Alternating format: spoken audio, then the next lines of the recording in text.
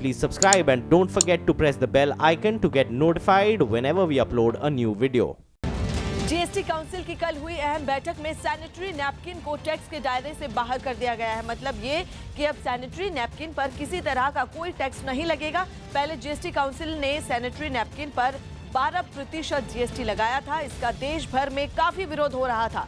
इसके बाद GST council ने अपनी 28वीं बैठक में कल सैनिटरी नैपकिन को जीएसटी मुक्त करने का ऐलान कर दिया। इसके अलावा टीवी, फ्रिज, वॉशिंग मशीन समेत लगभग 100 चीजों पर जीएसटी का रेट कम कर दिया गया है। नए दाम 27 जुलाई से लागू होंगे। ये तो बहुत आज की अच्छी खबर है सब लेडीज के लिए, सब लड़कियों के लिए, और आई थिंक लॉन्ग ओवरड्यू था। काफ़ी पहले हो जाना चाहिए था, पर जब हो जाए तभी ठीक है।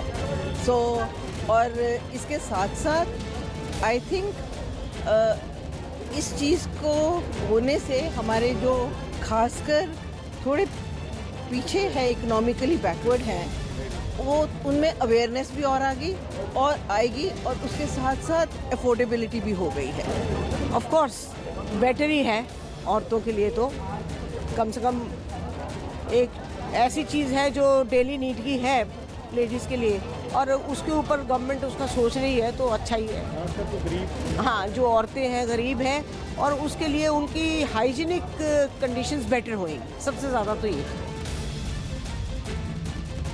I'm extremely happy.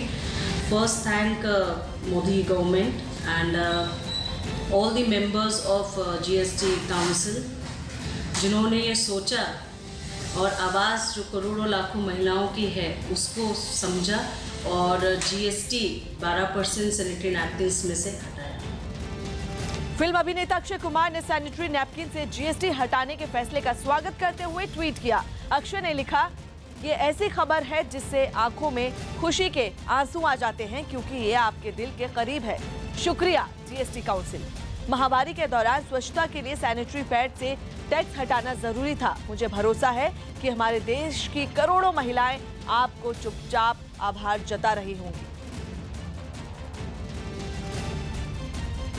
Himachal Pradesh के लाहौल स्पीति में एक पर्वतारोही बर्फ में दबे एक फौजी के शव को दिखाने लगा। ये फौजी एयरफोर्स के विमान AN-12 में सवार थे, जो 1968 में खराब मौसम की वजह से हादसे का शिकार हो गया था और जिसका मलबा ढाका ग्लेशियर पर फैल गया, जो स्वच्छता अभियान पर निकले पर्वतारोहियों के एक दल को मिल गया। दावा किया जा रहा है कि विमान के मलबे के साथ एक सैनिक के शव के अवशेष भी मिले, जिसके बाद एक पर्वतारोही ने बिना वक्त गवाए अपने कैमरे में एयरक्राफ्ट AN-12 के मलबे और शव के अवशेष की तस्वीरें ले ली और वापसी पर इस घटना की जानकारी मनाली में मौजूद अटल बिहारी वाजपेयी पर्वतारोहण संस्थान के अधिकारियों को दी। जब वापस आ रहे थे तो वापसी में हमें वहाँ पे काफ़ी सारे एयरक्राफ्ट के टुकड़े मिले, तो इसके साथ साथ हमें यहाँ पे एक बॉडी भी दिखी।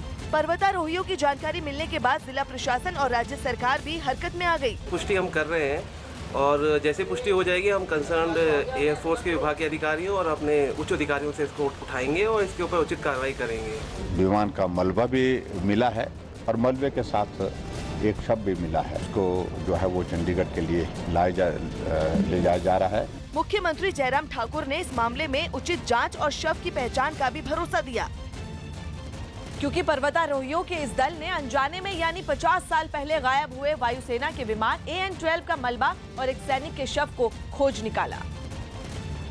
लेकिन इस विमान में 102 लोग सवार थे, जिनमें सेना के 98 जवान और 4 क्रू मेंबर शामिल थे। तत्कालीन सोवियत संघ में बना ये विमान 7 फरवरी 1968 को उड़ान भरने के बाद अचानक से लापता हो गया था, जिसने ले जाने के लिए चंडीगढ़ से उड़ान भरी थी। लेकिन खराब मौसम की वजह से विमान का रेडियो संपर्क रोहतांग दर्रे के पास से टूट गया था। हादसे के 35 साल बाद यानी 2003 में भी पर्वतारोहियों को इस विमान का कुछ मलबा और सैनिक बैली राम का शव मिला था। कोल्हापुर में चोरों ने एक आदमी की चेन छीन ली। महाराष्ट्र के कोल्हापुर में बाइक सवार 3 बदमाशों ने दिन दहाड़े बंदूक के बल पर एक आदमी से सोने की चेन छीन ली। यूपी के वाराणसी में हुई तेज बारिश की वजह से सड़कों पर पानी भर गया। वाईएसआर कांग्रेस के नेता जगन मोहन रेड्डी ने बीजेपी सरकार के खिलाफ 24 जुलाई को आंध्र प्रदेश बंद का ऐलान किया। यूपी के गाजियाबाद में एक स्कूल से 9वीं क्लास की छात्रा के लापता होने के मामले में एक महिला पर अगवा करने का आरोप लगा। यूपी के इलाहाबाद में होने वाले कुंभ मेले के लिए फर्जी टेंडर निकालकर दिल्ली के 2 कारोबारियों से 2 करोड़ रुपए ठगने के आरोप में पर्यटन विभाग ने केस दर्ज करवाया। मौसम विभाग ने उत्तराखंड में अगले 1 हफ्ते तक भारी बारिश का अलर्ट जारी करते हुए पहाड़ी इलाकों में यात्रा करने वाले लोगों को सतर्क रहने की हिदायत दी। बिहार के कैमूर में कारोबारी ने मामूली विवाद में एक रिटायर्ड दरोगा पर मारपीट और केस वापस लेने के लिए धमकाने का आरोप लगाया। झारखंड के गिरिडीह में 5 लोगों पर एक नाबालिग लड़की के गैंगरेप का आरोप लगा। दिल्ली पुलिस ने पुरानी दिल्ली रेलवे स्टेशन से एक बच्चे को अगवा करने वाले आरोपी पर 1 लाख का इनाम घोषित कर दिया। अनदेखी का आरोप लगाते हुए पति को मिले सभी अवार्ड लौटाने का ऐलान करने वाली भारतीय हॉकी टीम के पूर्व कप्तान मोहम्मद शाहिद की पत्नी ने सरकार से मिले भरोसे के बाद अपना फैसला बदल लिया। उत्तर प्रदेश के नोएडा में पुलिस ने मुठभेड़ के दौरान 25,000 के एक इनामी बदमाश को गिरफ्तार कर लिया। मध्य प्रदेश के इंदौर में पुलिस टीम पर हमला करने के आरोप में 7 आरोपियों को गिरफ्तार कर लिया गया, जिनकी घुटनों के बल पर रेड करवाई गई। यूपी के नोएडा सेक्टर 16 में एक प्राइवेट स्कूल पर मनमाने तरीके से फीस बढ़ाने का आरोप लगाते हुए छात्रों के माता-पिता ने प्रदर्शन किया।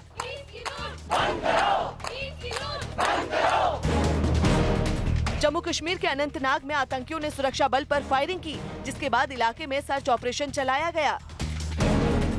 नेशनल हेराल्ड मामले में बीजेपी नेता सुब्रमण्यम स्वामी ने दिल्ली की एक अदालत में अपना बयान दर्ज करवाया। कोर्ट अब इस मामले में 25 अगस्त को सुनवाई करेगी। टीवी और फिल्मों के अभिनेता सिद्धार्थ शुक्ला को तेज रफ्तार गाड़ी चलाने और कई गाड़ियों में टक्कर मारने के बाद मुंबई पुलिस ने गिरफ्तार कर निजी मुचलके पर रिहा कर दिया है।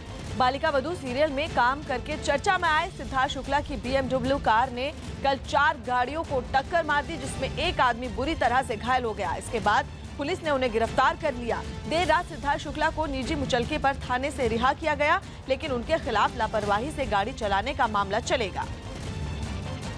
केस का इन्वेस्टिगेशन चालू है। राजकुमार दुबे करके एक आदमी घायल हुआ है केस में, माइनर इंजरी है, उनका ब्लड लिया है और उसका रिपोर्ट अभी तक आया नहीं। टीवी और फिल्म कलाकार सिद्धार्थ शुक्ला की वही BMW कार है जिससे आज शाम एक हादसा हुआ। इस हादसे में 3 गाड़ियों को इस गाड़ी से जो सिद्धार्थ शुक्ला चला रहे थे उसको ठोका और गाड़ी सीधा डिवाइडर पर जा टकराई। और उसके चलते देखिए गाड़ी की हालत से आप अंदाज़ा लगा सकते हैं कि यहाँ जो गाड़ी की स्थिति देख रहे हैं कितना खतरनाक वो एक्सीडेंट रहा होगा। हालांकि इसमें सिर्फ एक शख्स को चोट आई है, पुलिस की माने तो राजकुमार दुबे नाम का वो शख्स है उसमें चोट आई, लेकिन गाड़ी की हालत ये बता रही है कि कितना खतरनाक एक्सीडेंट हुआ। जो टायर है उसके बिल्कुल देख सकते हैं कि जो पहिए हैं वो बिल्कुल कट चुके हैं और साथ ही साथ जो हेडलाइट्स वगैरह है वो सब टूट चुकी हैं। स्थिति इतनी गंभीर थी कि सिद्धार्थ शुक्ला को रेस्क्यू करके निकाला गया और जब आगे का जो कांच है वो नहीं टूटा तो जो मौके पर चश्मदीद था जिसने सिद्धार्थ शुक्ला को निकाला उसने इस गाड़ी के पिछले वाले हिस्से से उसको इस कांच को तोड़ा, काफ़ी दूर से पत्थर मारा और तोड़ा। उसके चलते सिद्धार्थ शुक्ला की जान बच पाई, क्योंकि जिस तरह का एक्सीडेंट था, जिस तरह से डिवाइडर पर गाड़ी गई थी उसको देखते हुए लग नहीं रहा था कि सिद्धार्थ शुक्ला की जान बच पाएगी। लेकिन जिस तरह से तेज़ गति से गाड़ी चला रहे थे और इसी का मामला पुलिस ने उनके खिलाफ दर्ज किया है। हालांकि पुलिस ने 279 जो IPC सेक्शन की धारा है उसके तहत मामला दर्ज किया और उन्हें टेबल मिल गई। लेकिन यहाँ से जो कांच तोड़ा गया था और इसी रास्ते से क्योंकि फ्रंट सीट पर वो गाड़ी ड्राइविंग सीट पर बैठे हुए थे और वहाँ से उनको यहाँ पे निकाला गया और यही वजह है कि उनको माइनर इंजरी आई है। कहीं अगर ये एक्सीडेंट खतरनाक हो सकता था अगर उसने सही मौके पर उस शख्स ने मदद नहीं की होती, जिसके चलते सिद्धार्थ शुक्ला की जान बच पाई। हालांकि सिद्धार्थ शुक्ला ने मना किया है कि उन्होंने किसी तरह का कोई अल्कोहल या ड्रग्स लिया था, लेकिन पुलिस का कहना है कि इस पूरे मामले की जांच कर रही है और मामले की जांच होने के बाद ही वो कुछ आगे की बात कह पाएगी। कैमरामैन बसंत के साथ दिवाकर सिंह, न्यूज़ 18 इंडिया, मुंबई। राजस्थान के अलवर में पुलिस की टीम ने खेत के आसपास छानबीन करने लगी। आरोप है कि वहां लोगों की भीड़ ने गौ तस्करी के शक में अकबर खान नाम के लड़के की पीट कर हत्या कर दी, जिसके बाद मौके पर पहुंची पुलिस ने मामले की जांच शुरू कर दी। छानबीन के दौरान पुलिस ने वारदात की जगह से लड़के के चप्पल और सामान से भरा एक थैला भी बरामद किया। आरोप है कि भीड़ ने गौ तस्करी के शक में लड़के को घेर कर बुरी तरह पिटाई कर दी, जिसके बाद मौके पर पहुंची पुलिस ने उसे बचाया और अस्पताल ले गई। वहीं इलाज के दौरान उसकी मौत हो गई। जिला फिरोजपुर हरियाणा का रहने वाला है और बाद में जब उसको हॉस्पिटल ले गए तो उसकी डेथ डॉक्टर्स ने उसको मृत घोषित कर दिया। हालांकि गौ तस्करी के शक में हुई लड़के की मौत के बाद परिवार वालों ने उसका शव लेने से इनकार कर दिया और सख्त कार्रवाई की मांग की, जिसके बाद पुलिस ने कार्रवाई करते हुए मामला दर्ज कर 2 लोगों को गिरफ्तार कर लिया, जबकि 5 लोगों की तलाश जारी है। वहीं अकबर की मौत की खबर मिलने के बाद परिवार में मातम पसर गया और परिवार के कई लोग अलवर पहुंच गए। अकबर के पिता का दावा है कि उनका बेटा गाय लाने नहीं गया था, बल्कि वो बकरों की खरीद फरोख्त का कारोबार करता था। घर तो ही बकरान के लिए आ जाता था, जिम होने जहाँ से हाजिर थे। हालांकि पुलिस का दावा है कि गौ तस्करी के शक में मारे गए लड़के के ऊपर इससे पहले भी इस तरह के आरोप लग चुके हैं और उसके खिलाफ गौ तस्करी का एक मामला भी दर्ज है।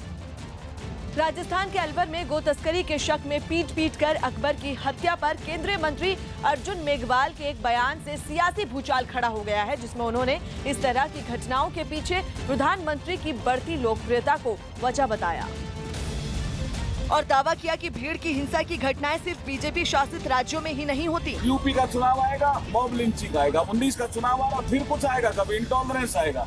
ये मोदी जी ने जो योजनाएं दी और उसका असर धरातल पे दिख रहा है। हालांकि कांग्रेस ने एक बार फिर भीड़ की हिंसा के लिए प्रधानमंत्री नरेंद्र मोदी को निशाने पर लिया। लिंचिंग्स का आलम ये है कि हर रोज कभी गऊ के नाम पे, कभी बीफ के नाम पे, कभी हिंदू मुसलमान के नाम पे लोगों को बर्बरता से मारा जा रहा है। शुक्रवार को संसद में अविश्वास प्रस्ताव के दौरान भी भीड़ की हिंसा को मुद्दा बनाते हुए विपक्षी दलों ने केंद्र सरकार को घेरा था, लेकिन महज एक दिन बाद ही राजस्थान के अलवर में एक बार फिर लोगों की भीड़ ने गौ तस्करी के शक में एक लड़के को निशाना बना लिया और भीड़ पर उसकी पीट कर हत्या करने का आरोप लगा, जिसके बाद मुस्लिम संगठन जमीयत ए उलेमा ने इसके लिए केंद्र में मौजूद बीजेपी सरकार को जिम्मेदार ठहराया। आप ये देखिए कि लंचिंग के जितने भी मामला होते हैं वो उन्हीं हुकूमतों में हो रहे हैं जहां बीजेपी सरकार है। वहीं AIMIM अध्यक्ष असदुद्दीन ओवैसी ने भी एक ट्वीट कर मोदी सरकार पर निशाना साधा।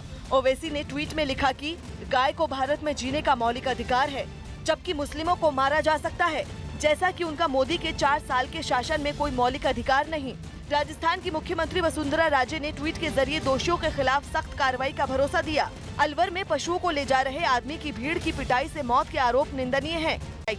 कुछ दिन पहले ही सुप्रीम कोर्ट ने सख्त रुख अपनाते हुए केंद्र और राज्य सरकारों को भीड़ की हिंसा को लेकर फटकार लगाई थी।